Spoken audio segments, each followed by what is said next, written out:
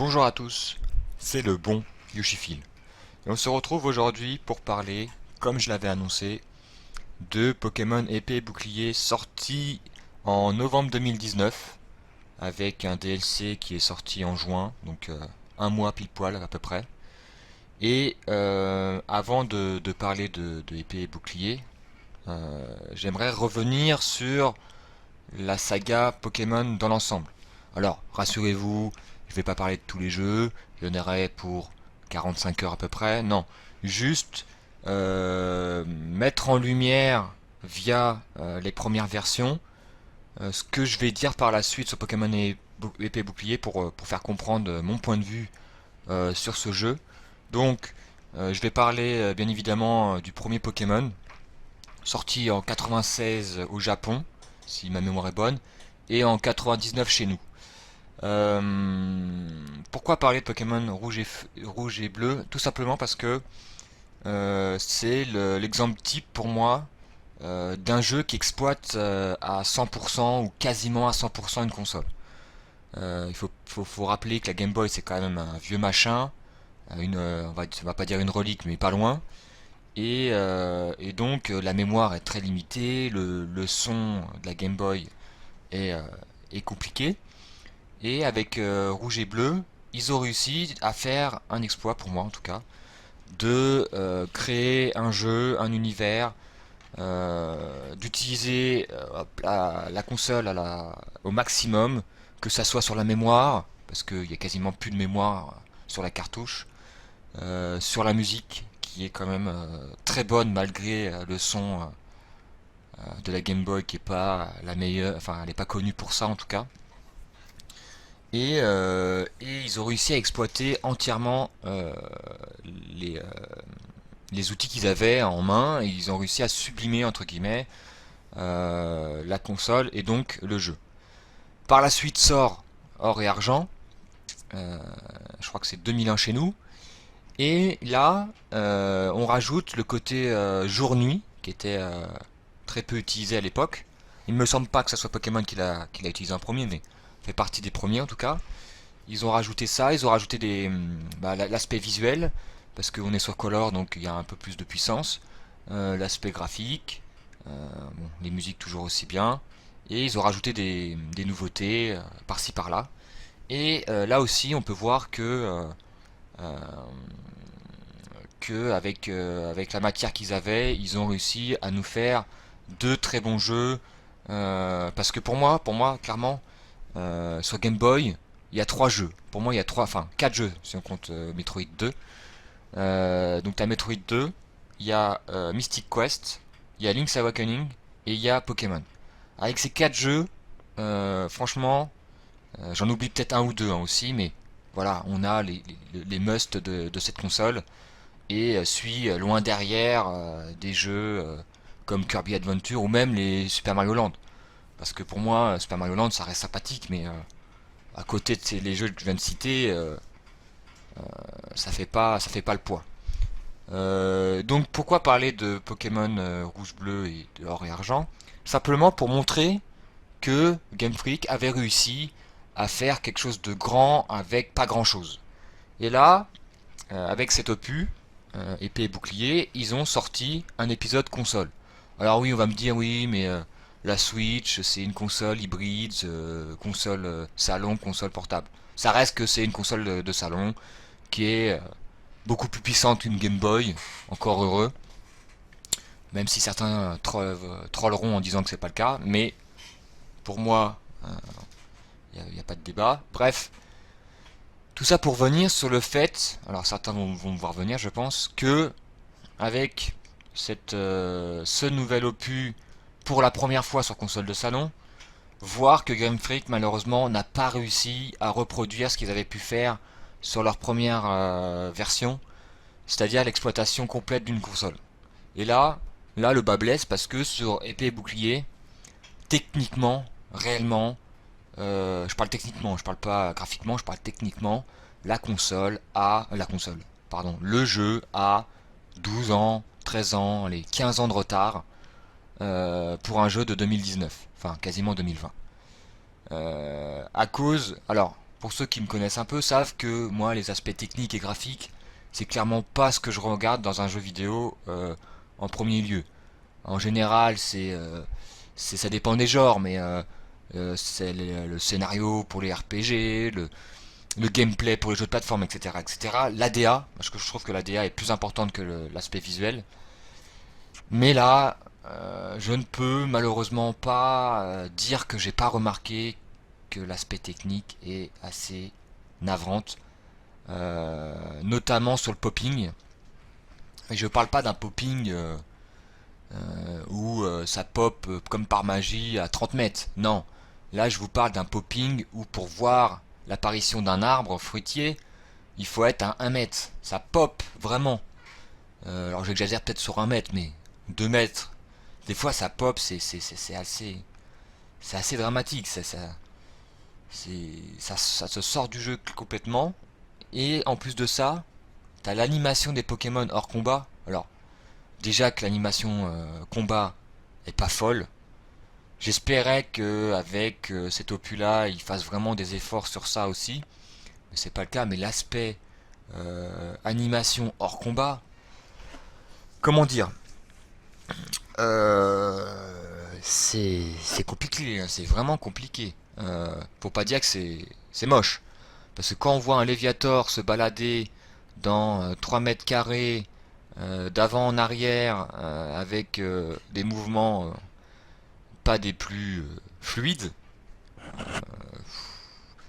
on pouvait s'attendre à mieux de la part de Game Freak pour leur premier jeu console. Alors certains mettront l'argument que le fait qu'il y ait des Pokémon qui apparaissent en grand nombre dans les herbes, etc., etc. Alors moi j'aimerais dire oui, mais encore heureux, comment dire, pas encore heureux, mais disons qu'il pop pas partout en même temps. C'est que tu as une zone où il pop.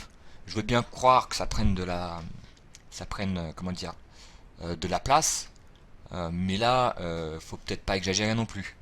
Donc pour moi, voilà, je voulais faire cette introduction en commençant par ça, par l'aspect technique, montrer le parallèle entre les deux premières versions et ce dernier opus. Alors bien entendu, la comparatif ça s'arrête là parce que visuellement, même si c'est loin d'être le plus beau jeu du monde, Pokémon épée et bouclier est plus beau que rouge et bleu. Et ça n'a pas de sens de les comparer au niveau visuel, mais sur l'aspect technique, la comparaison sur l'exploitation complète d'une console, je pense qu'elle est judicieuse et montre à quel point Game Freak a encore beaucoup de progrès à faire à ce niveau-là. Et ça se voit que l'équipe n'est pas habituée à créer des jeux entre guillemets de grande envergure qui dépassent les jeux consoles portables. Parce qu'il me semble qu'ils ont pas recruté justement des gens qui s'y connaissaient dans le domaine, mais ils ont repris l'équipe plus ou moins des autres opus et puis ils ont fait un jeu. Espérons que pour le prochain Pokémon 3D console, ça soit largement mieux. On verra. Euh, voilà, vous l'avez sûrement compris, je vais commencer par les points négatifs du jeu. Donc là, on a abordé l'aspect technique. Euh, je vais pas rester 3 heures là-dessus. Je pense que j'ai parlé de l'essentiel parce que la vidéo risque d'être assez longue, donc j'ai pas envie qu'elle fasse 3 heures et que j'ai envie d'aborder tout ce que j'ai envie d'aborder sans oublier aucun point. Donc on va commencer par aborder les points faibles. Donc on a abordé la technique. Maintenant, je vais parler des petites nouveautés. Alors, en premier lieu, le Pokémon Camping. Il s'agit d'un nouveau mode où on peut caresser ses Pokémon, jouer avec, etc. pour qu'ils soient plus heureux, machin, truc bidule. Voilà, pour faire un rapprochement à la va-vite, c'est un petit peu comment on appelle ça?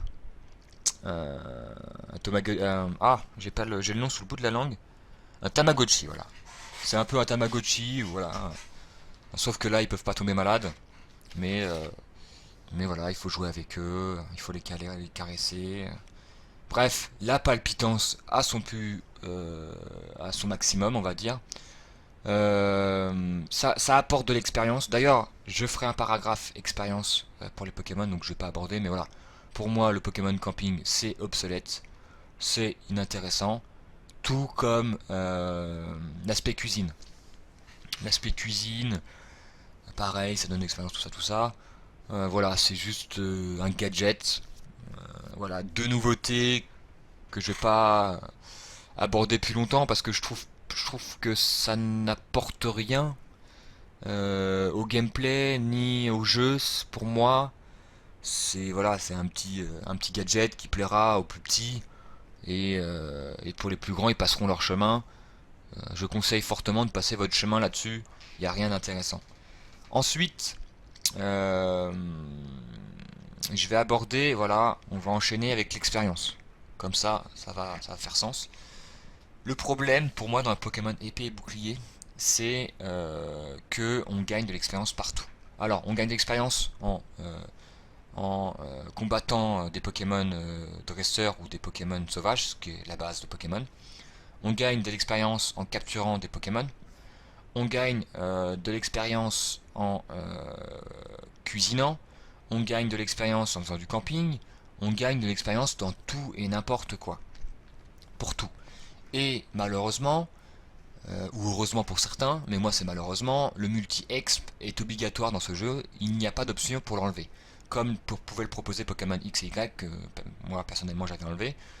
Là, il est automatique et c'est pas le multi-exp de Pokémon rouge et bleu où ça divisait l'expérience par rapport à tes Pokémon. Non. Notamment, et je me souviens que rouge et bleu, ça marchait que sur un seul Pokémon de mémoire. Ça a été amélioré pour que ce soit tous les Pokémon, mais ça divisait. Et maintenant, c'est que si un Pokémon gagne 600 d'expérience, tous les Pokémon gagnent 600 d'expérience ou pas loin. Euh, et du coup, bah, ton équipe augmente fortement. Alors certains diront que c'est bien parce que ça évite de farmer. Mais en fait, déjà dans Pokémon, les dernières générations, il n'y a pas besoin de farmer. Pas besoin. Alors sauf si on veut voir l'évolution d'un Pokémon, on n'a pas envie de traîner. Alors on se fait quelques combats Pokémon sauvages si on connaît le niveau où le Pokémon évolue, mais c'est tout. Il n'y a pas besoin de farmer. Et donc du coup, là, le problème c'est que tu arrives très rapidement à avoir des niveaux supérieurs à tes adversaires. Alors quand c'est 4-5 niveaux supérieurs, c'est pas dérangeant. Mais quand ça arrive à 15, ça commence à poser problème. Bon, j'exagère avec 15, mais 10-12. Et se pose le problème avec la mécanique des terres sauvages. Je parlerai du système de terres sauvages plus tard. Mais moi, l'expérience de jeu, c'est que les terres sauvages, je trouvais ça plutôt sympathique. Le problème, c'est que voilà, tu fais des terres sauvages, tu vois des Pokémon, tu as envie de les capturer, tu as envie de voir leurs attaques, les nouvelles attaques qu'ils peuvent avoir, le design, machin, tout ce que vous voulez. Sauf qu'en capturant les Pokémon de terre sauvage, et ben on engrange de l'expérience. Donc si on exploite l'expérience de jeu qui veut qu'on capture pas tous les Pokémon, enfin pas d'un coup en tout cas, qu'on capture les Pokémon, fait que ton équipe va être largement au-dessus des dresseurs que tu vas affronter. Donc moi personnellement, j'ai dû me mettre des contraintes. Alors certains me diront, mais ouais, mais c'est toi qui t'es foutu des contraintes. Je dirais oui, mais ça a été mal branlé leur connerie. Parce que si je ne faisais pas ça, j'avais 10 niveaux faciles de plus que mes adversaires. C'est-à-dire que moi, pendant toute l'aventure, j'avais 5, 6, 7 niveaux de plus selon les Pokémon, parce que tous les Pokémon de mon équipe n'étaient pas pareils en termes de niveau. Mais voilà, c'était déjà quand même pas mal. Mais si j'avais pas fait ça, je pense que j'aurais doublé mon avance et j'aurais complètement roulé sur le jeu. Déjà que c'était le cas, mais alors là, je vous raconte pas. Et je trouve que la mécanique mise en place de montrer aux joueurs qu'il faut capturer des Pokémon en terre sauvage parce que c'est la nouveauté du jeu, parce que ça peut être marrant, qu'on en rencontre beaucoup grâce notamment au système de météo sur lequel je reviendrai plus tard. Ça fait que bah moi j'ai dû me brider et pour pouvoir avoir un minimum de challenge et encore je l'ai pas eu et du coup c'est mal foutu à ce niveau là et l'expérience pour moi est le plus mal géré dans Pokémon épée bouclier par rapport aux autres opus. Alors c'était pas forcément faramineux dans les autres, mais là c'est vraiment fait avec les pieds pour moi en tout cas. Euh, En parlant d'aventure, voilà, je trouve que l'aventure en elle-même n'est pas très palpitante. Pourquoi? Parce que bah, le scénario est quasiment inexistant. Alors certains me diront oui, mais Pokémon n'est pas connu pour son expérience, pas pour son expérience, n'est pas connu pour son scénario. Je suis désolé. On parle d'un RPG. On aurait fait ça sur n'importe quelle licence de RPG, on en aurait entendu parler pendant 3 ans. On aurait eu un tel scénario sur un Final Fantasy ou sur un RPG tout de même acabit, on en aurait fait des caisses. On aurait fait, enfin peut-être pas moi, mais la grande majorité aurait fait que c'était inadmissible, c'était intolérable, c'est honteux, tout ce que vous voulez, que c'est la honte, etc., etc. Par contre, Pokémon à la carte. Parce que, entre guillemets, c'est pour les enfants, c'est mignon, blabla. Ça n'empêche pas que c'est pas avoir un scénario. Je vais citer Pokémon Noir et Blanc, qui propose un bon scénario. Je ne dis pas que c'est un scénario révolutionnaire, mais je trouve que c'est un très bon scénario avec N. Franchement, avec pour moi les meilleurs personnages, les meilleurs PNJ qu'on a pu avoir, avec la meilleure team méchante, etc., etc. Bref, ça c'est un autre débat. Mais là, pour moi, on parle d'un RPG. Je m'en fous que ça soit Pokémon, c'est un RPG. Et pour moi, un RPG doit proposer un scénario ou du moins une mise en scène euh, qui vaut le coup, qui rattrape le scénario. Là, on a ni mise en scène, on a ni scénario et l'ambiance est très minime. Euh, on va en parler des personnages de manière générale. C'est catastrophique. Quand tu vois Nabil qui saute partout, qui est insupportable, c'est compliqué. Son frère, en limite, ça passe. Les dresseurs d'arène, la moitié, c'est, comment dire, c'est générique sur 20. Bon, encore, il y a Rosemary qui sauve vraiment les meubles parce que je trouve que son chara design est quand même cool. Euh, T'as la meuf d'eau dont j'ai oublié le nom, qui est plutôt pas mal. Et puis on a quasiment fait le tour, quoi. Parce que c'est des personnages un peu loufoques, des fois très caricatural. Et franchement, voilà, c'est très compliqué, très très très compliqué. C'est pourquoi moi j'ai été déçu par rapport à ça, parce que tout ce qui est mise en scène, scénario, aventure, personnage, ça fait partie des moins bons Pokémon que j'ai pu. Enfin, j'ai tous fait. Ça fait partie des moins bons. Alors je dirais pas que c'est le moins bon, parce que pour moi c'est pas le cas, parce que j'ai toujours Soleil et Lune en bas de classement, mais je trouve que c'est vide. C'est quand même triste à dire, mais c'est vide. Alors que je suis quand même un des premiers, pas le premier joueur, mais j'ai été parmi la génération qui a connu pour la première fois Pokémon, parce que j'avais 10 ans à sa sortie, 11 ans, avec les dessins animés et tout ce qu'on a connu, avec les goodies et compagnie, et que moi j'aimais beaucoup Pokémon jusqu'à Noir et Blanc, qui est pour moi le dernier véritable opus que j'ai vraiment kiffé. Après, même s'il y a du plus ou moins bon, à partir de Soleil et Lune, ça a été catastrophique pour moi. Et là, je vois qu'avec épée et bouclier, les lacunes de Soleil et Lune n'ont pas été améliorées, quoi. Alors bon, on a toujours espoir en disant bon, bah, ça sera le meilleur pour la prochaine. Mais moi, je pense qu'au prochain Pokémon, je n'achèterai pas. De toute façon, j'en parlerai tout à l'heure, mais je n'achèterai pas pour X et Y raison le prochain, ou du moins à plein pot. Qu'est-ce que je voulais parler en point négatif? Ah oui, alors une nouveauté aussi qui a été rajoutée, c'est le Dynamax. Alors moi, je suis peut-être le seul, mais je crois qu'il y en a quand même pas mal. Je trouve ça bateau. En fait, c'est voilà, t'as un Pokémon, il grossit et il devient surpuissant. C'est un peu le Gigazord là, le Megazord, style Power Ranger. Et en fait, c'est tellement craqué, c'est tellement pété que ça tue, ça tue littéralement l'aspect stratégie. Alors déjà que l'aspect stratégie en aventure est pas très présente, donc avec le Dynamax, je vous raconte pas, mais même le Dynamax en combat stratégique. Alors ça a été banni en Smogon, hein, pour ceux qui savent pas, c'est un mode de jeu. Enfin c'est un mode de jeu, bref, pas venir dessus, il y a plein de détails enfin, qui est pas importante pour cette review je pense. Et même pour l'aspect stratégique, ça nique tout. Donc moi, le Dynamax... Et puis le Dynamax c'est sympa, tu vois, tu trouves des Pokémon dans une sorte de puits lumineux où t'as des Pokémon Dynamax. Tu le fais 2, 3, 4, 5 fois, tu trouves ça sympa.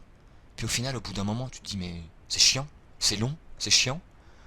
Bon, on gagne des bonbons pour aller plus vite, pour augmenter ses Pokémon, notamment pour faire des Pokémon compétitifs en stratégie. Mais c'est tout. Voilà, je trouve que voilà, de l'aspect nouveauté de gameplay ou de petits jeux comme cuisine et tout, je trouve qu'il n'y a rien qui fait que on va garder cet opus en tête. Enfin, en tout cas, pas sur les nouveautés. Et je trouve qu'encore une fois, c'est triste de voir que un jeu qui rapporte une licence qui rapporte autant d'argent, parce que je suppose qu'à l'heure auquel je fais le test en mois de juillet là, bah il a dû dépasser Zelda en termes de vente, et moi je trouve ça quand même triste. Triste de voir qu'un tel jeu a pu dépasser un jeu beaucoup plus ambitieux, loin d'être parfait, je vous l'accorde, mais tellement ambitieux par rapport à ce Pokémon épée et bouclier, que moi je trouve ça dommage et triste pour le jeu vidéo de manière générale. Mais bon, je suis peut-être le seul, on verra. Il y a un autre point négatif que je voulais aborder, même deux, c'est la difficulté. Alors, certains diront que c'est un peu mon cheval de bataille, mais je trouve ça quand même triste de voir que en 20 ans, Game Freak n'a pas pu ou n'a pas voulu mettre un système de difficulté intéressant. C'est-à-dire que rien n'empêche Game Freak de mettre un mode de difficulté entre facile, normal, difficile. Fire Emblem l'a encore fait avec son Treehouse. Je ne vois pas pourquoi Pokémon ne pourrait pas le faire. En termes d'améliorer l'IA, parce que l'IA est complètement un peu aux fraises, on va pas se le cacher. Pour un jeu next-gen, ça fait un peu mal. L'aspect aussi que les niveaux des Pokémon devraient se rapprocher. Il devrait y avoir une automatisation des niveaux adverses, entre guillemets, c'est-à-dire qui se calquent. Alors, c'est peut-être compliqué à faire, mais qui devrait se calquer par rapport à tes Pokémon à toi, selon l'expérience du joueur. Comme je rappelle comme j'ai dit tout à l'heure, quand on a envie de capturer plein de Pokémon de terre sauvage, on a envie de se faire un kiff sur sur la cuisine ou sur le camping. C'est pas été mon cas, mais passons. Peut-être que certains se sont trouvés un kiff. Et ça permet de se calquer. Alors je dis pas que de mettre pile poil le même niveau, mais de le mettre à 3, 4 longueurs de différence en termes de niveau. Ça, je pense que ça apporterait à ceux qui en veulent un minimum de challenge, même peut-être un peu de challenge, notamment surtout sur la ligue Pokémon. Et je comprends pas qu'ils ont pas mis ça en place, parce que ça me paraît pas impossible et ça me paraît pas très compliqué. Alors certains me diront aussi qu'ils ont pas envie de se casser la tête, que c'est destiné aux enfants. Moi j'en ai marre avec cet argument, mais sincèrement, je crois pas que ça soit très compliqué de mettre un mode de difficulté. Faut arrêter. Faut arrêter. Les trois quarts des jeux le proposent. Pourquoi Pokémon ne serait pas capable, pourquoi Game Freak ne serait pas capable de le faire?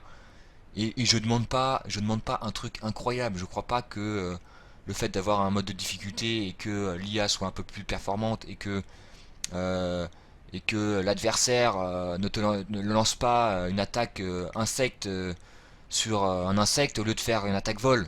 Voilà, moi ça déjà arrivé plusieurs fois de voir que j'avais la faiblesse en face de moi et que le Pokémon il utilise pas une attaque vol sur mon insecte, mais il utilise une attaque insecte. Enfin, c'est un exemple, c'était pas une attaque insecte, hein, je sais plus ce que c'était parce que nous ne sommes pas, mais bref, un exemple à la con pour montrer que c'est quand même un peu à la rue. C'est un peu triste aussi. Je pense que le mot de cette vidéo c'est tristesse. Et je crois pas que ça soit compliqué à mettre en place. Moi j'aimerais vraiment avoir un minimum de challenge. Alors certains encore me diront, oui mais le challenge c'est sur la stratégie Pokémon. Les combats stratégiques en ligne. Mais, mais si j'ai envie d'avoir une expérience d'aventure épique avec de la difficulté. C'est quand même mon droit et je pense que je suis pas le seul. Euh, on a tous des moments dans Pokémon où on a rencontré une difficulté. Et je vais citer Écrémeux dans Or et Argent. Alors certains me diront oui, mais c'est un Pokémon combat, tu machin truc. Oui, mais ça reste quand même un Pokémon très résistant. Que dans Or et Argent, des Pokémon combat, il n'y en a pas à l'appel. Et que voilà, on a tous cette expérience où on a un peu galéré sur cet Écrémeux. Alors je dis pas que c'était d'une difficulté incroyable, ou qu'on a tous un peu galéré sur le Onyx de pierre si on avait Salamèche. Par exemple. Et c'est ce qui manque dans les dernières générations, c'est qu'il n'y a pas, voilà, moi j'ai fait Soleil et Lune, j'ai fait Pokémon X et Y, je n'ai pas en tête un dresseur ou un Pokémon qui m'a marqué, alors que je peux t'en citer un dans au moins toutes les versions précédentes. C'est quand même assez fou de voir ça, enfin moi je trouve que c'est hallucinant. T'as fait une aventure et puis tu l'oublies aussi sec. Alors tu gardes certains aspects comme le design des Pokémon, on en reviendra parce que ça fait partie des points positifs de cet opus, mais c'est quand même pour moi assez alarmant de voir ça à ce niveau-là. Euh, et le dernier point négatif, ça va être sur le DLC. Alors pas le DLC qui va sortir en fin d'année, en novembre je crois, parce qu'il est toujours pas sorti, hein, logique. Mais le DLC sorti en juin, parce que les PNJ sont tout aussi tristes que l'aventure de base, que le scénario est quasiment inexistant, c'est que des prétextes pour pouvoir avoir un DLC, qu'on a le seul intérêt de ce DLC, c'est qu'on a deux nouveaux Pokémon. Enfin, deux nouveaux. J'aimerais dire un nouveau Pokémon légendaire. Et on a un Ramolos de Galar. Je ne suis désolé, c'est une nouvelle forme, mais c'est pas un nouveau Pokémon. Pour moi, il n'y a qu'un seul nouveau Pokémon. C'est le Pokémon combat ténèbres, combat eau ou combat ténèbres selon votre choix. Euh, et le seul intérêt de cet achat de DLC, c'est si vraiment vous jouez en compétition, en combat stratégique, mais à haut level ou à un level assez important pour pouvoir l'acheter, parce que on a les nouveaux Pokémon, enfin nouveaux Pokémon. Ils te rajoutent, je sais plus combien de Pokémon, en plus des anciennes versions, et ils te rajoutent des nouvelles attaques, notamment certaines attaques qui sont vraiment cool, comme l'attaque prioritaire euh, de plantes.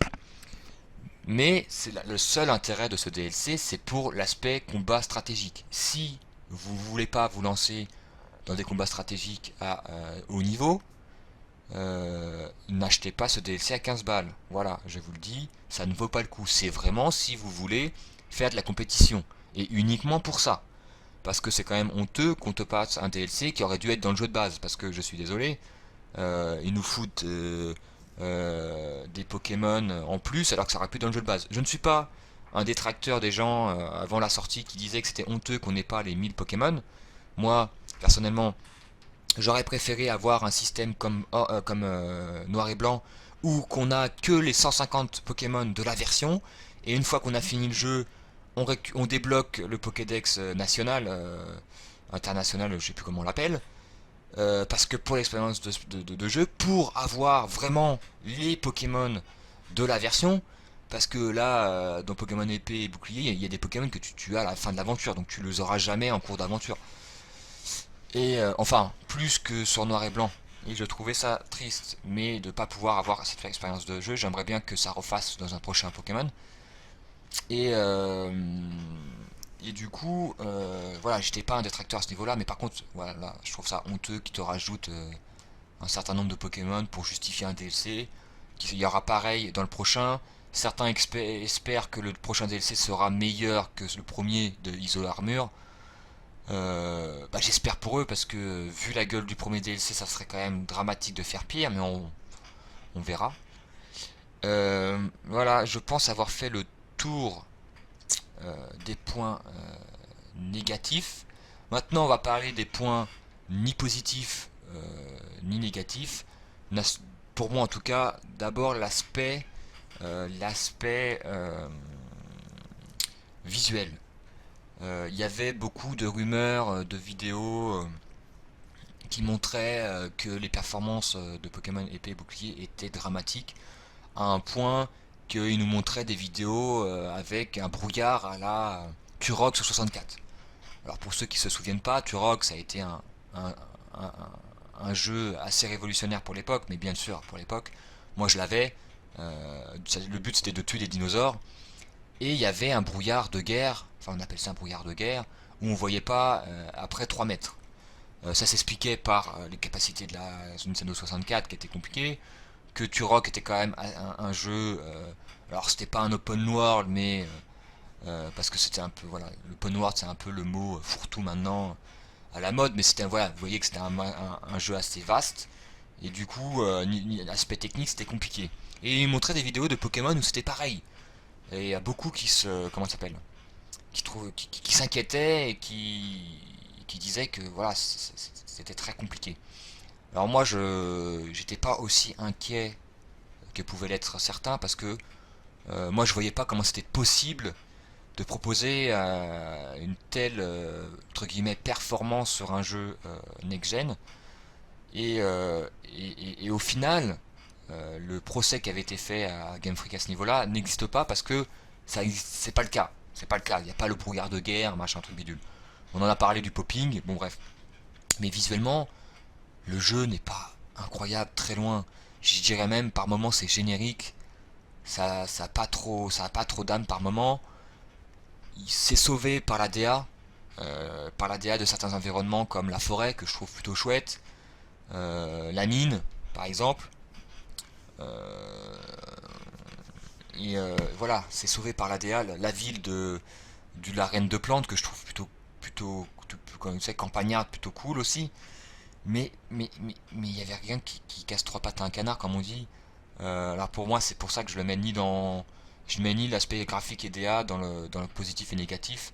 Alors je mettrais la DA plus en positif si je devais choisir, parce que je trouve que la DA est quand même plus réussie que l'aspect graphique visuel de base. Mais l'aspect graphique, voilà. Certains diront que c'est d'un point négatif, ce que je peux entendre. Moi, je n'irai pas jusque là, parce que l'aspect technique est tellement loin devant par rapport à l'aspect graphique, que je pouvais pas mettre l'aspect graphique au même niveau que l'aspect technique. Donc c'est pour ça que moi je le mets ni en négatif ni en positif. Et je pense que voilà, pour moi c'est l'aspect mitigé. On va parler maintenant des points forts. Alors moi ce que je trouve très cool, c'est le chara design des Pokémon.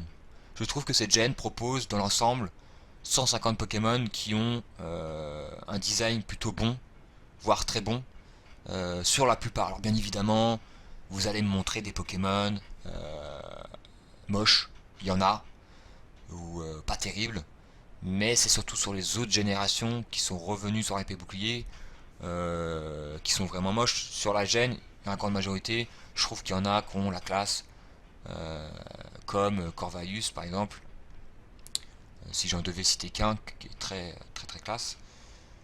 Je trouve que cet aspect-là, en termes de design de Pokémon, est largement au-dessus de Soleil et Lune, et pas largement, mais au-dessus de X et Y, pour parler des dernières générations. C'est un aspect vraiment très positif pour ma part. Je pense que c'est l'un des meilleurs points du jeu. Alors, certains diront que c'est quand même dommage que ça soit l'un des meilleurs points, alors qu'il y avait plein de points à améliorer. Je suis d'accord, mais au moins on a ça. Moi, j'ai été content de capturer les nouveaux Pokémon. Ça fait partie de l'expérience Pokémon, hein, de capturer les nouveaux Pokémon, de voir en quoi ils évoluent, comment ils évoluent, leur type, leur double type, etc., etc. C'est pour ça qu'on joue, en tout cas, c'est pour ça que moi je joue à un Pokémon encore aujourd'hui. C'est pour cet aspect-là, notamment. Voilà l'aspect. Parce qu'en fait, dans Pokémon Soleil et Lune, il y avait des Pokémon vraiment très classe comme Lugarok, mais à côté, il y avait des trucs vraiment immondes, notamment sur pas mal de Pokémon légendaires que je trouvais moches. Là, ça se rattrape fortement. Je vais parler de points positifs, la terre sauvage, les terres sauvages. Je l'emploie comme un point positif, même si moi j'aurais voulu que les terres sauvages soient globalisées dans tout le jeu et pas à une seule zone, parce que finalement la zone est pas si grande, est plutôt petite. C'est un gros cercle, donc moi franchement j'étais content quand j'étais dans la terre sauvage. Tu découvres plein de Pokémon, Game Freak a mis en place un truc que j'espérais, c'est-à-dire de pouvoir rencontrer des Pokémon à haut level, alors que nous on est au niveau 30. Alors certains trouvent ça inutile, moi je trouve ça pour l'immersion très cool, parce que dans les anciennes versions c'était oh bah moi j'ai des niveaux 25, je rencontre des Pokémon sauvages de niveau 15. Enfin j'exagère bien évidemment, mais là tu rencontres des gros Pokémon, tu peux voir, tu peux voir les évolutions de certains Pokémon grâce à ça. Euh, Tu peux capturer des niveaux 40, 50, etc. etc. Enfin, quand t'as un niveau d'écart, c'est très peu probable, mais si tu t'acharnes, tu peux. Et je trouve ça très cool. Bien évidemment, la plupart du temps, tu fuis, mais je trouve que ça rajoute, comment dire, voilà, ça te sort de ta zone de confort, un petit peu de, voilà, de pas de panique, mais vous voyez ce que je veux dire. Une expérience nouvelle, et pour ça, les terres sauvages, ça vaut le coup. Maintenant, ils auraient dû l'étendre sur tout le jeu, et j'espère que c'était un test et qu'ils vont faire un Pokémon plus vaste avec les terres sauvages. Alors pas un Pokémon open world parce que je pense qu'on l'aura jamais, mais qui tendrait vers ça et qui nous propose une aventure qui vaut le coup parce que voilà, voilà, c'est l'aventure qui, voilà, quand on fait un Pokémon, on veut que l'aventure nous plaise de A à Z. Et c'est pas le cas dans Épée Bouclier, comme je l'ai dit tout à l'heure, en parlant de l'aventure, en parlant, en parlant des personnages, etc., du scénario, etc., etc. En parlant de la Terre sauvage, on peut pas parler de la Terre sauvage sans parler de la météo. Alors pareil, un point positif, parce qu'en fait ça remplace le jour-nuit des anciennes versions avec de la météo entre par exemple nuageuse, ensoleillée, pluie, orage, etc. qui permet de faire apparaître certains Pokémon selon un temps précis. Alors certains trouveront ça chiant, parce que pour capturer certains Pokémon, il faut attendre le temps idéal. Mais comme on, voilà, il faut pas se focaliser là-dessus. Il faut pas se dire bon vas-y je vais attendre. Voilà, il faut faire son aventure, regarder la météo, voir si, puis hop quand la météo elle est bonne, hop on y va. Moi je trouve ça plutôt cool. Ça remet au goût du jour euh, l'aspect de pouvoir capturer des Pokémon dans une même zone. Parce que dans les anciennes versions, la plupart en tout cas, t'avais une zone de Pokémon, t'avais 5-6 Pokémon différents et puis basta. Là, dans une même zone, je sais pas combien il y en a, mais dans une même zone, enfin, même zone. Parce que les terres sauvages, c'est une grande zone, mais vous voyez ce que je veux dire, il y a plusieurs endroits où la météo change. Dans une même zone, il y a 30, 40 Pokémon, voire plus selon la météo. Et moi, je trouve ça plutôt cool, ça rentre avec les terres sauvages, ça va ensemble pour moi. Donc on a parlé de la DA qui est parfois agréable. Je vais pas revenir là-dessus, j'en ai fait un petit topo, je pense pas que ça vaut le coup de s'étendre là-dessus. Il y a le gros point positif, c'est l'aspect ergonomie du jeu, et encore heureux. Mais pour donner des exemples, par exemple quand on capture un Pokémon et que notre team est pleine, qu'on a 6 Pokémon, on peut choisir de garder le Pokémon capturé, de le remplacer un Pokémon dans notre team et d'envoyer le Pokémon dans la boîte PC. Alors, il me semble que c'était déjà présent, mais ça rajoute aussi le fait que on peut gérer notre boîte PC de notre menu. Pas besoin d'aller dans un PC pour ça. On peut tout l'aspect ergonomie, l'aspect où on voit l'expérience qu'elle gagne. Il y a plein de petits rajouts là-dessus qui permettent d'offrir une expérience de jeu, en tout cas d'un point de vue ergonomie, plus agréable. Et c'est vraiment l'une des forces du jeu avec les Pokémon, avec le chara-design des Pokémon. Mais voilà, quand on note que l'aspect ergonomie est l'un des plus gros points forts de cet opus, ça dénote quand même la fragilité d'un jeu. Enfin, en tout cas, je trouve. Si par exemple on dit à un jeu, j'en sais rien moi, un jeu récent, par exemple The Last of Us, et on dit que son point fort c'est son ergonomie, voilà quoi. Alors c'est un exemple à con, hein. Mais pour dire que porter à un autre genre de jeu, c'est quand même tristesse et déception. Euh, donc pour moi, c'est quand même un peu dommage. un petit peu dommage, voire très dommage. Euh, et c'est pour moi les seuls points positifs, donc il y en a pas, et il y en a un, deux, trois, si on compte la DA, il y a 5 points positifs pour tous les points négatifs que j'ai cités. Alors, ça vaut ce que ça vaut, hein, parce que des fois il y a des petits points négatifs qui ne rattrapent pas les gros points positifs, mais là, les points positifs ne rattrapent pas pour moi les points négatifs. Euh, il y a un sujet que j'ai pas abordé, j'ai oublié, c'est l'OST. Et là encore, l'OST pour moi c'est mitigé. C'est pas une bouse infâme, comme j'ai pu entendre, mais c'est pas exceptionnel, c'est loin de valoir certaines OST qu'on a pu avoir par le passé, comme Pokémon Rouge et Bleu ou Noir et Blanc, qui proposent des. Surtout, voilà, Noir et Blanc, l'OST est quand même folle, enfin en tout cas je trouve. Là c'est très mitigé. Et d'ailleurs, là je suis en train d'en parler, mais je ne sais pas si je vais faire un top 5. Je vais regarder après le test, après la review, mais c'est pas dit que je fasse un top 5. Un top 10 c'est mort, mais un top 5 parce que même s'il y a des musiques que je trouve sympathiques, agréables, de là à dire qu'il y a des musiques que c'est dans mon top 10 des musiques Pokémon préférées, elles seront pas dedans. Donc est-ce que ça vaut le coup? Peut-être pour montrer mon top 5, pour donner mon avis, je sais pas, on verra. On verra. Je pense qu'on a fait le tour euh, des points positifs et négatifs. Maintenant je vais faire un petit récap, une petite conclusion sur ce jeu. Bah tout d'abord, c'est voilà, pour moi le jeu, le mot qui va avec ce jeu c'est tristesse.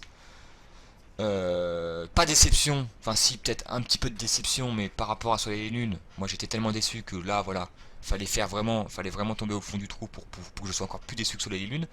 Mais je dirais tristesse parce que le jeu est peu innovant de manière, pardon excusez-moi, de manière générale, même si les terres sauvages rapportent un peu de fraîcheur, mais comme je l'ai dit, pas assez développé. Le jeu ne propose pas vraiment de structure, pas de scénario, c'est assez vide. Fort heureusement, l'expérience de jeu sauve épée bouclier. Quand je dis l'expérience de jeu, c'est la structure, c'est-à-dire les combats, de découvrir de nouvelles attaques, de découvrir les nouveaux Pokémon, le chara-design, les évolutions. Enfin, ce qui fait la base de Pokémon depuis la première version. Donc, quand je dis que c'est peu innovant, voilà, ça, je compte pas ça dedans. Euh, voilà, c'est un jeu pour moi qui aurait pu être beaucoup mieux sur beaucoup d'aspects. Mais soit parce que Game Freak a manqué de temps, parce qu'il voulait absolument le sortir pour pouvoir compléter la ludothèque des jeux Nintendo sur Switch. Euh, Parce que voilà, je sais pas. Il y a eu des hauts et des bas. Il y a un moment donné où la Switch a sorti pas mal de jeux intéressants. Je dis pas exceptionnels, mais intéressants. Puis il y a des périodes où ça a été un peu moins, un peu en dedans. Mais là, Pokémon, je pense qu'ils ils auraient pu attendre et développer et prendre plus de temps à le développer. Pourquoi? Parce qu'en 2019, il y a eu en juin, il y a eu Mario Maker 2, il y a eu le Zelda Necrodancer, il y a eu le Link's Awakenings sur Switch, le remake. J'ai oublié un jeu au mois de juillet, c'était Fire Emblem, qui est sorti pas très loin, je crois. Il y a eu par la suite Luigi's Mansion 3, qui était très cool. Et là sort juste après en novembre Pokémon. Je pense qu'il aurait fallu attendre parce que sur le niveau du planning, je trouve qu'en 2019, les jeux proposés par la Switch en termes de jeux exclus étaient plutôt bonnes par rapport à d'autres années, par rapport à cette année 2020, même si là il y a eu, on avait comme surprise Paper Mario. Euh, J'attends de voir ce que ça donne, j'ai pas eu le temps d'y jouer assez pour, pour donner mon avis. Mais je pense qu'il aurait fallu plus travailler sur l'aspect l'aspect l'aspect scénario. Alors certains me diront ouais mais là il fallait tout retravailler, mais il aurait fallu tout retravailler au niveau mise en scène, euh, au niveau scénario.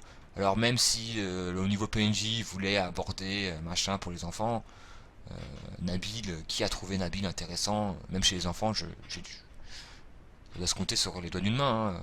Je veux pas être méchant avec ce petit Nabil, hein, mais quand même, c'est quand même tristitude. Il aurait fallu, voilà, ça, je trouve que ce jeu aurait mérité plus de travail. Ils auraient, alors bien évidemment, ça n'aurait pas rapporté autant de thunes, mais ils auraient dû foutre les DLC dans le jeu de base, quitte à repousser la sortie du jeu à 6 mois. Ils auraient dû, voilà, franchement, pour avoir un jeu plus complet. Je n'ai pas, voilà, je vais parler de ça dans la conclusion parce que j'ai oublié.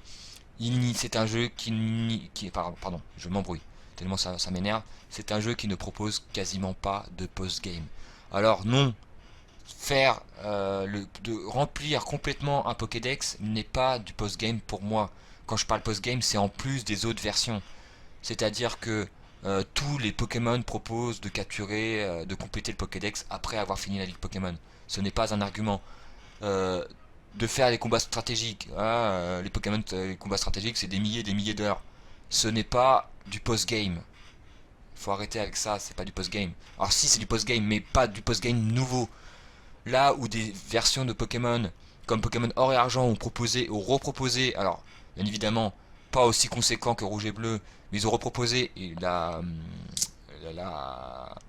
la ligue Pokémon de Kanto, enfin les dresseurs de Kanto, dans Or et Argent, alors qu'on parle d'un jeu Game Boy Color. Dans Noir et Blanc, ils t'ont proposé un post-game avec du scénario, avec des défis, avec le métro qui était vraiment très très difficile, qui proposait pour le coup une grosse, du gros challenge. Voilà, il y avait dans Noir et Blanc, il y avait du post-game à Tire-Larigot, puis dans Pokémon Noir et Bleu en 2, ils l'ont poursuivi. Là, pour moi, il n'y a pas de post-game. Il y a rien. Il n'y a rien à ce niveau-là. Je ne parlais pas de DLC parce que les DLC c'est en plus. Voilà, ça c'est un gros point négatif que j'ai oublié d'aborder, je l'aborde en conclusion. Il n'est jamais trop tard. Bref, je pense que vous avez mon avis global sur le jeu. Euh, et je vais conclure par le fait que je ne pense pas, à l'heure d'aujourd'hui, acheter le prochain Pokémon. Euh, alors, est-ce qu'il sortira dans 2, 3, 4 ans le prochain Pokémon? J'en sais rien. Mais avec mon expérience de Soleil et Lune et de Épée et Bouclier, je n'achèterai pas Pokémon le prochain, du moins à plein tarif. Je pense que je me le ferai probablement prêter. Parce que voilà, je trouve que. Alors, moi, je tiens à préciser que j'ai acheté ce jeu à 40 balles, parce que il le proposait, ou à 42 balles sur la Fnac, avec 10 euros de bon, parce que j'ai la carte Fnac. Je fais un peu de. Je raconte un peu ma vie, puis je fais de la pub pour la Fnac, même si je suis pas payé pour ça, hein, je vous rassure. Parce que je trouve que en termes de jeux neufs, c'est ceux qui sont les plus concurrentiels à l'heure actuelle, même devant Amazon, avec le bon de 10 euros. Bref, je ne pense pas que j'achèterai le prochain Pokémon. J'avais hésité à acheter épée bouclier, vraiment, mais je me suis dit, allez, on va quand même tenter, donner une seconde chance après Soleil et Lune. Donc pour moi, je ne compte pas acheter le prochain. Est-ce que je conseille l'achat d'épée bouclier? Je dirais non, pas à plein pot. Ça ne vaut pas 50 balles, parce que là il est vendu à 50 balles en magasin. Ça ne vaut pas 50 balles. Si on peut vous le prêter, n'hésitez pas. Si vous pouvez l'acheter en occasion à 25-30 euros, je trouve que ça vaut davantage le coup. Mais l'acheter à plein pot, pour moi, ça ne vaut pas le coup. Parce qu'il y a trop de lacunes dans ce jeu pour pouvoir l'acheter à plein pot. Franchement, ça, voilà, passez réellement votre chemin. Achetez sur Switch, achetez le jeu. Achetez Luigi's Mansion 3 qui est très cool. Achetez Mario Odyssey si vous aimez l'exploration parce que là vous allez être servi. Achetez le Breath of the Wild. Achetez Animal Crossing si vous aimez les jeux de gestion. Bref, voilà, il y a pas mal de jeux. Il y en a que j'ai oublié de citer. Hein. Me dites pas dans les commentaires pour ceux qui écriront des commentaires que j'ai oublié tel ou tel jeu. Voilà, c'était un panel que j'avais en tête. Donc, ouais, achetez ces jeux-là que je viens de citer à la place. L'épée et bouclier, il faut les acheter en occasion. Si vous pouvez, même si les jeux d'occasion de Pokémon, enfin des jeux Nintendo, est très compliqué à trouver en dessous de 35 balles. Alors oui, ça c'est à noter, c'est-à-dire que les jeux d'occasion, euh, de jeux Nintendo, c'est 35 au mieux, 40 en général. Donc voilà, c'est un problème. Mais si vous avez des gens qui peuvent vous prêter le jeu, n'hésitez pas. On va finir par le rituel de la note. Vous savez que comment dire, ça n'a pas plus d'importance que ça pour moi, mais ça permet de mettre un ordre d'idée. Euh, quelle note je mettrais? Alors, ça serait au-dessus de Soleil et Lune, comme j'ai dit. Pour moi, ça vaut, pas à cause de l'aspect technique, à cause du vide scénaristique et et de l'expérience de manière générale, parce qu'on roule vraiment sur le jeu. Moi, je mettrais 5,5, 6. 5,5, 6 sur 10. Alors certains diront que c'est sévère, d'autres diront que c'est pas sévère, parce que moi j'en vois qui sont très très très sévères avec le jeu, qui lui mettent 3-4. Moi je peux partager cet avis par la déception, mais j'ai quand même pris un minimum de plaisir, de fun, mais c'est grâce à l'aspect mécanique du jeu de base de Pokémon, c'est-à-dire capturer les nouvelles attaques, les combats même si on roule dessus, l'aspect découverte des nouveaux Pokémon. C'est l'aspect base en fait qui fait que tu trouves quand même un certain fun, mais enfin voilà, c'est tout. Et il faut dire que je suis quand même un fan des jeux Pokémon. Donc, alors certains fans sont très cruels, mais je pense qu'en grande majorité, ils sont plutôt cléments. Donc ouais, moi ça serait 5,5, 6. Par contre, pour moi, qu'on mette plus de 7 à ce Pokémon, c'est juste hallucinant. Tous les tests, là j'ai vu jeuxvideo.com qui avait mis 16 sur 20, Gamecube, je sais plus combien ils avaient mis, mais ça, non, non, non, non, c'est pas possible. Voilà, franchement, même si voilà, même si on met en avant les points positifs du jeu, on peut pas mettre 8, 9, 10 à, à Pokémon épée bouclier. Alors pour moi, enfin en tout cas pour moi c'est euh, c'est impossible, c'est inacceptable de mettre une telle note pour un Pokémon épée et bouclier et de les comparer à des jeux comme Mario Odyssey ou Zelda, comme j'ai cité plus tôt, c'est pas possible, ce n'est pas possible. Même si on n'a pas accroché à ces deux jeux que je viens de citer, on voit qu'il y a du taf, on voit qu'il y a de l'innovation, on voit qu'ils ont essayé de faire quelque chose. Alors moi j'ai kiffé, mais je peux comprendre qu'on n'ait pas adoré. Mais à côté, voilà, c'est pas possible. Tu vois que comment ça s'appelle ça, un Pokémon épée et bouclier, il y a pas le travail fourni. euh, on voit qu'il n'y a pas du, on voit qu'il y a pas, il y a pas autant de taf quoi. Certains diront, enfin certains sont méchants diront qu'il y a quasiment pas de taf. Bon, je n'irai pas jusque là, mais c'est pas possible. Pour moi, on ne peut pas mettre plus de 7 à ce jeu. Alors moi, ça serait 5,5, 6 parce que Soleil et Lune doit être autour de 4 pour moi. Donc c'est légèrement, enfin c'est deux crans au-dessus quasiment. Mais, euh, mais voilà, s'il fallait, voilà, si vous avez mon avis sur le côté note, moi je suis plus sur le côté ressenti, fun à avoir. Donc vous avez mon avis sur Pokémon épée et bouclier. Il y a des trucs que voilà, j'ai pas fait trop de comparaisons. J'ai fait des comparaisons avec les autopus, mais j'ai pas trop fait de comparaisons parce que j'ai pas envie que la vidéo dure 3 heures, vraiment. Et il y a certains aspects, comme j'ai dit, j'ai pas trop abordé parce que y a pas grand chose à dire, ça serait du blabla pour du blabla. Donc en un mot, voilà, je l'ai déjà dit, tristesse, euh, un peu de déception, même si l'expérience de base est au rendez-vous pour moi, euh, le reste ne suit pas. Et pour un RPG, comme voilà, je trouve ça, voilà, parce qu'il faut pas oublier que Pokémon est un RPG, de voir que le scénario est aussi bas, c'est voilà, pour tout autre jeu, ça aurait été une honte internationale. Pour Pokémon, c'est Pokémon à la carte, donc ça ne pose aucun problème. Moi, un RPG, c'est les jeux qui doivent être le plus complet. C'est partie des jeux où il faut avoir une OST qui cartonne, il faut avoir un scénario qui tient la route, une mise en scène, un gameplay, des combats fun, tout ce que vous voulez. C'est le genre par excellence si on parce que puis c'est le genre avec casse-gueule parce qu'il faut tout que ce soit complet. Parce qu'un jeu de plateforme, ce qu'on lui demande à un jeu de plateforme avant tout, c'est d'avoir un gameplay aux petits oignons avant tout, et d'avoir du fun à y jouer. Si le scénario ne suit pas, c'est beaucoup moins grave. Alors si le scénario est présent, je suis toujours d'accord pour dire que si le scénario est là, c'est un plus non négligeable qui fera que le jeu sera meilleur, et que peut-être que avec un jeu aussi bon, vu que le scénario est meilleur que son voisin, et ben il sera au-dessus. C'est un exemple. Mais voilà, le RPG c'est un jeu qui doit être complet. Et là, Pokémon a énormément de lacunes à ce niveau-là, sur l'aspect RPG en lui-même. Donc c'est pour ça que je lui donne une note si basse. Certains diront qu'elle est trop haute, mais pour moi c'est 5,5, 6.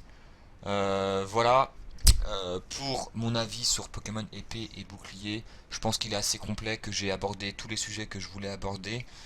Pour le prochain test review, j'en ai aucune idée, on verra sur le moment. Je ne sais pas encore une fois si je vais mettre un top et un flop, enfin un top flop, qu'est-ce que je raconte, un top OST. Peut-être, je mettrai les 4-5 musiques qui m'ont plu, mais je trouve pas que ça soit indispensable de le faire pour ce jeu comparé à d'autres jeux. Mais voilà. Donc voilà, vous avez mon avis assez complet sur le jeu. Donc je vous dis bye bye et puis à la prochaine. Ciao.